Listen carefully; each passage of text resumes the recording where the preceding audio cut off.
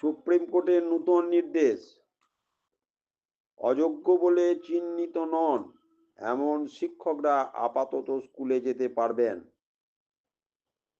পড়ুয়াদের কথা ভেবেই এই সিদ্ধান্ত।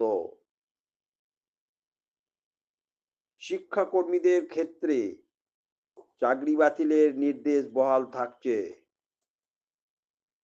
31শে মের মধ্যে নতুন নিয়োগের বিজ্ঞপ্তি জারি করতে হবে এসএসসি তথা রাজ্যকে। আগামী 31শে ডিসেম্বরের মধ্যে শেষ করতে হবে নিয়োগ প্রক্রিয়া।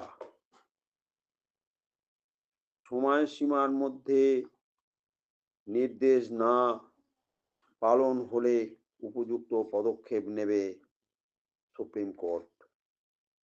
নতুন প্রক্রিয়ায় এই শিক্ষকরা বাড়তি কোনো সুবিধা পাবেন না।